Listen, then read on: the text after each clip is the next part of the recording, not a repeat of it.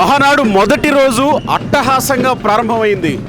ఇంకొక కీలకమైన విషయం చెప్పుకోవాల్సింది ఏంటంటే వర్షం కూడా ఉదయం నుంచి కనబడడం లేదు. ఇక్కడ కోలాహలంగా మొదటి రోజు ప్రతినిధుల సభతో ఈ మహానాడు ప్రారంభం కాబోతోంది. ప్రతినిధుల సభకు సంబంధించి ఏర్పాట్లు మనం చూడొచ్చు.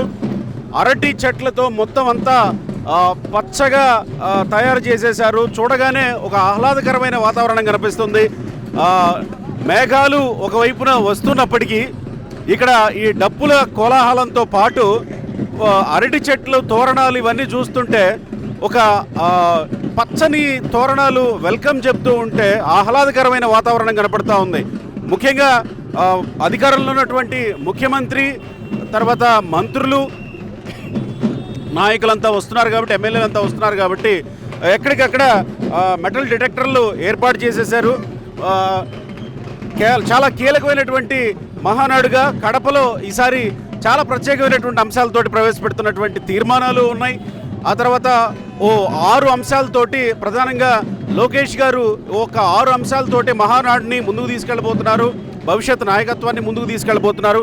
ఆ నేపథ్యంలోనే ఈ మహానాడు చాలా కీలకంగా మారుతూ ఉంది. కార్యకర్తలు ఎక్కడెక్కడి నుంచో వచ్చేస్తూ ఉన్నారు. కొంతమంది కార్యకర్తలతో ఎక్కడి నుంచి మాట్లాడే ప్రయత్నం చేస్తున్నాం. ఎక్కడి నుంచి వచ్చారండి? పల్నాడు జిల్లా మాచల్ నియోజకవర్గం నుంచి వచ్చాము. ఎప్పుడు వచ్చారు మీరు? నేను నిన్న నైటే వచ్చాను. నిన్న నైటే వచ్చారా? ఉదయం బయలుదేరి రావడానికి ఏమైనా ఇబ్బంది అయిపోతుంది? ఏం లేదు, ఏం లేదు. మీరంతా ప్రతినిధుల సభకు వచ్చారు ఈరోజు మొదటి రోజు. అవును సార్. ఓకే, ఎప్పటి నుంచి పార్టీతో ఉన్నారు మీరు? మేము 25 సంవత్సరాలు దగ్గర దగ్గర. ఎన్ని మహానాడులకు అటెండ్ అయ్యి ఉంటారు? ప్రతి మహానాడికి అటెండ్ అవుతూనే ఉన్నాం. ఈ కడపలో మహానాడు ఎట్లా అనిపిస్తుంది మీకు? మాకు చాలా అద్భుతంగా ఉంది.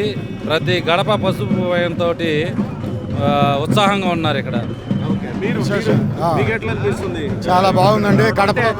కడప చాలా దూరం అని అనుకునే వాళ్ళు కదా, అట్లా అనుకునే అవకాశం లేదు. ఏం లేదు సార్, ఎంత దూరమైనా సరే తెలుగు సైనికులు కడపలో పెట్టడం ఇంకా మాకు చాలా ఉత్సాహంగా ఉంది. ఎంత దూరమైనా వస్తున్నారు.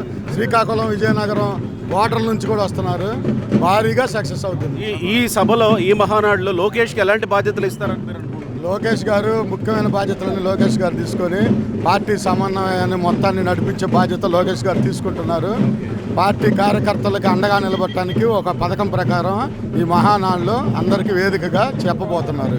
మీరు గతంలో ఒంగోలు మహానాడు చూసుంటారు, రాజమండ్రి మహానాడు చూసుంటారు. అవన్నీ అప్పుడు మనం గెలవాలన్న కసితో జరిగినవి. ఇప్పుడు గెలిచారు కదా, ఇప్పుడు ఉత్సాహంతో జరుగుతుందా? ఒంగోలు మహానాడు అప్పట్లోనే అంత ఇబ్బందులు గురి చేసినా కానీ విపరీతంగా సక్సెస్ అయిందండి ఒంగోలు మహానాడు. రైట్, ఇంకా కొంతమందిని పలకరించే ప్రయత్నం చేద్దాం. వాస్తవానికి ప్రతినిధుల సభ 8:30కే ప్రారంభం అయిపోతుంది అని అనౌన్స్ చేశారు. కానీ ఉదయం 6 గంటలకంతా ప్రతినిధులు వచ్చేస్తూ ఉన్నారు. దాదాపు 25,000కు పైగా ప్రతినిధులు వస్తారనేది అంచనా. సో ఈ నేపథ్యంలో ఉదయం 7 గంటలకే ప్రతినిధుల రాక మొదలైపోయింది. మెటల్ డిటెక్టర్ల నుంచే మనం కూడా వెళుతున్నాం. మీడియా పాసులు ఉన్నప్పటికీ కూడా డెఫినెట్గా ముఖ్యమంత్రి గారు వస్తున్నటువంటి కార్యక్రమం కాబట్టి మెటల్ డిటెక్టర్ల నుంచే అందరినీ లోపలికి అనుమతిస్తూ ఉన్నారు. లోపలికి వెళ్ళి ఇంకాస్త అసలు ప్రతినిధుల సభ, ప్రతినిధుల నమోదు ఎలా ఉంటుంది అనేది చూద్దామండి.